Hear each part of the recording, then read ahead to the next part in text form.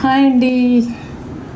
ఈరోజు నేను చేయబోయే వంట ఏంటంటే ఇది పాతకాలపు నాటి వంట అండి. మా అమ్మమ్మ తయారు చేసేవారు. దీన్ని పిట్ అంటారండి. ఇది రేషన్ బియ్యంతో ఇలా చేసుకోవాలి. సన్న బియ్యంతో కాకుండా మనం దోశలకు వాడుకునే బియ్యంతో చేసుకోవాలి. దీనికి కావాల్సిన పదార్థాలు ఏంటంటే చూపిస్తాను. బెల్లం, కొబ్బరికాయ, ఇంకా నెయ్యి అండి. దీనిలో పిట్లో కావాల్సిన పదార్థాలు ఏంటంటే నెయ్యి, కొబ్బరికాయ, బెల్లం, ఇంకా ఈ రేషన్ బియ్యం వాడుకోవాలి. ఇందులోకి చేసే విధానం చూపిస్తాను.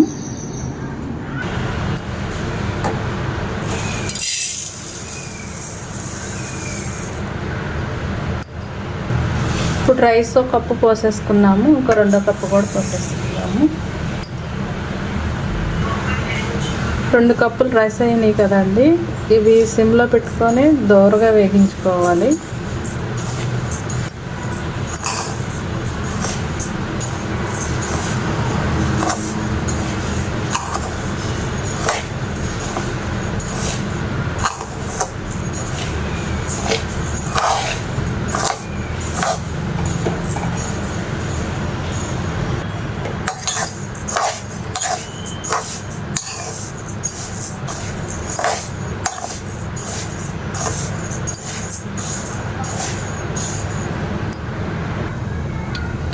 ఇందాకడికి ఇప్పటికి చూడండి దోరగా వేగిపోయినాయి. ఒక ½ అన్ అవర్ అన్నా పడుతుంది ఈ కలర్ రావాలంటే. ఇది బాగా చల్లారిన తర్వాత మిక్సీ పట్టుకోవాలి. మెత్తగా పొడిలా కాకుండా బరకగా పట్టుకోవాలి. ఇవి బాగా చల్లారనివ్వాలి.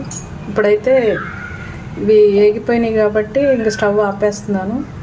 దోరగా కలర్ చూడండి. కలర్ చూడండి దోరగా వేగినాయి.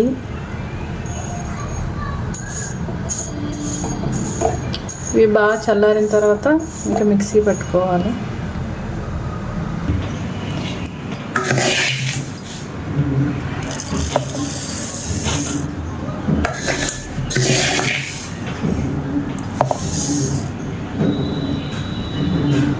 ఇప్పుడు బాగా చల్లారిపోయినాయి కదండి. మిక్సీలో వేసుకున్నాము. మిక్సీ పట్టుకుందాం ఇప్పుడు.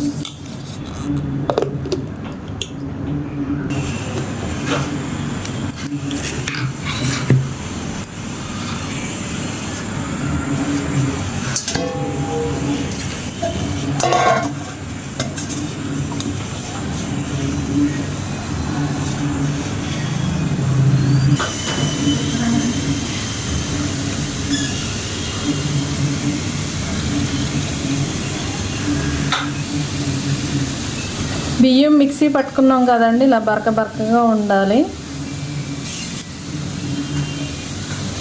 ఇందులో ఇది పచ్చి కొబ్బరి మిక్సీ పట్టుకున్నాను. ఇది కలిపేసుకోవాలి. ఇదిగోండి పచ్చి కొబ్బరి ఇలా మిక్సీ పట్టుకున్నాను. ఇది కూడా ఇలా కలిపేసుకోవాలి. తురుముకొని కూడా కలుపుకోవచ్చు. ఇలా మిక్సీ పట్టుకొని కూడా కలుపుకోవచ్చు.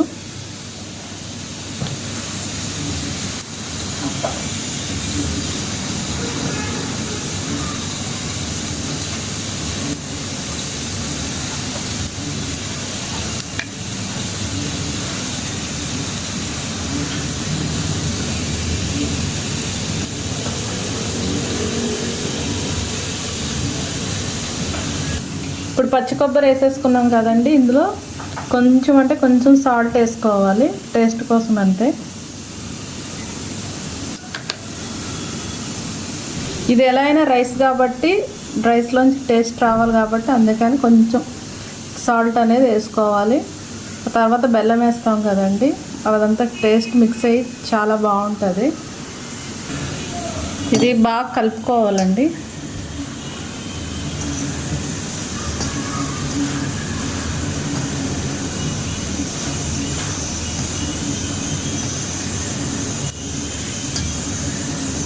దీంట్లో గోరువెచ్చగా నీళ్లు లైట్గా ఇలా చిలకరించుకోవాలి. ఎక్కువ కలుపుకోకూడదు. లైట్గా చిలకరించుకుంటూ ఇలా కలుపుకో.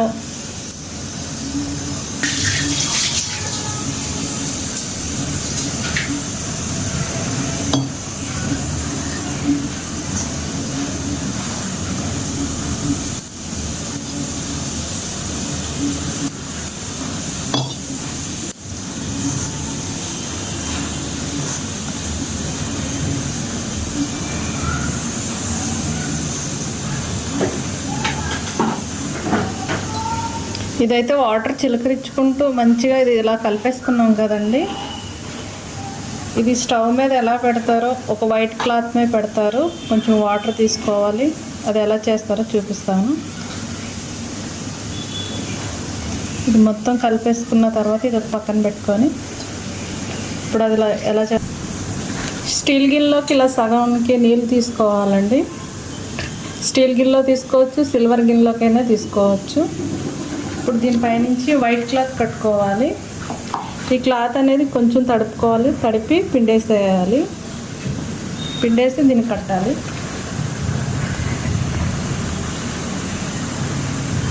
ఇది ఇలా కట్టుకోవాలండి.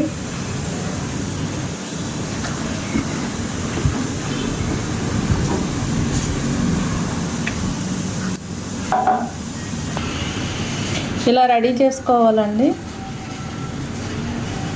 ఇట్లా కట్టుకోవాలి. ఒక క్లాత్ తీసుకొని చుట్టూ ఇలా కట్టుకోవాలి.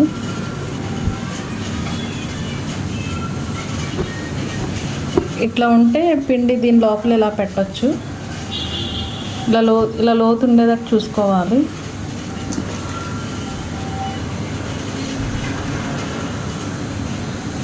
ఇప్పుడు కలిపింది ఉన్నది కదండి, ఇదంతా దీనిపైన పెట్టేసుకుందాము.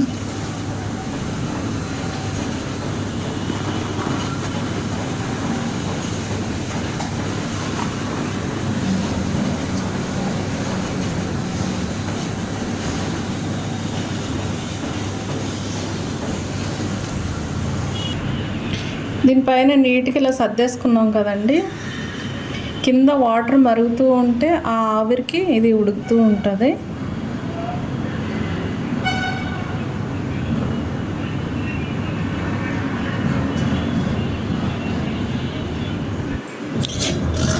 దీనిపైన ఇలాంటి లోతైంది ఏదైనా చిన్న బేస్ని లాంటిది ఇలా బార్లించుకోవాలి. ఇప్పుడు ఇది స్టవ్ మీద పెట్టేసుకుందాము. ఇది స్టవ్ మీద పెట్టేసుకున్నాం కాబట్టి ఒక ½ అవర్లో అయిపోతుందండి. అయిన తర్వాత చూపిస్తాను. ఇది ఉడికిందా లేదా అని ఒకసారి చెక్ చేసుకుందామండి.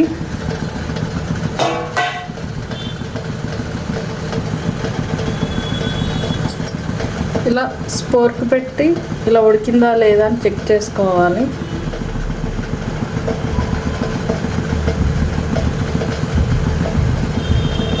ఉడికిపోయిందండి. ఇంకా దింపేసుకుంటే అయిపోతుంది.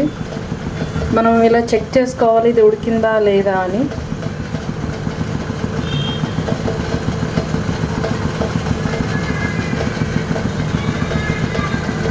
ఉడికిపోయిందండి. ఇంక దింపేసుకోవాలి.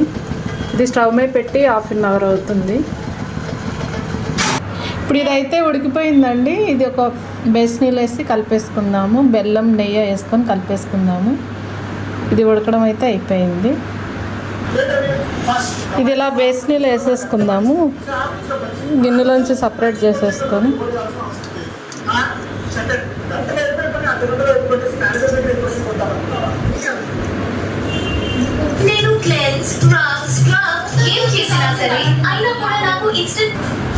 ఇప్పుడు ఇదంతా బేసనీలో వేసేసుకున్నాం కదండి. కాలుతుంది. కొంచెం చల్లారి పెట్టుకొని ఇందులో బెల్లం కలిపేసుకోవాలి.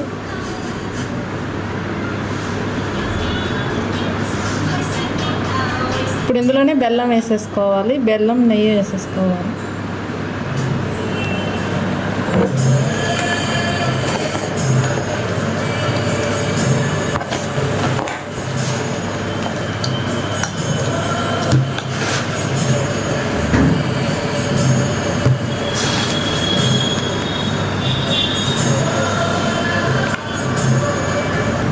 బెల్లం వేసేసుకున్నాం కాబట్టి నెయ్యి కూడా వేసేసుకోవాలండి.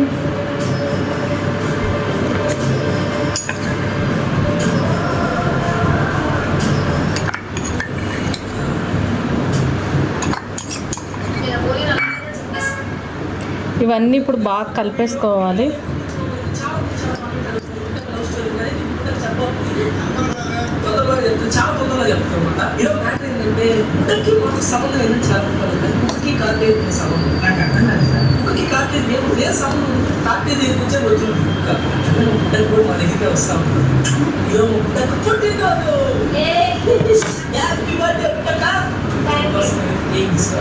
ఇదంతా బాగా కలిపేసుకోవాలండి.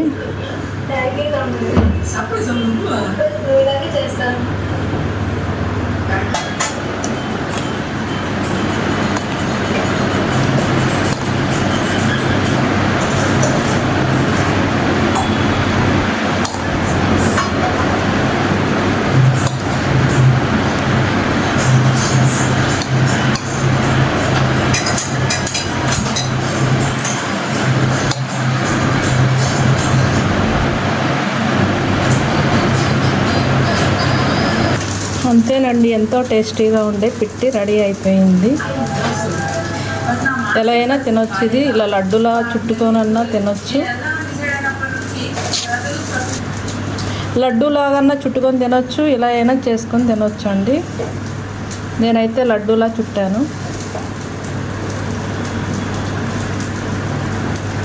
ఈ వీడియో కనుక మీకు నచ్చితే లైక్ చేయండి.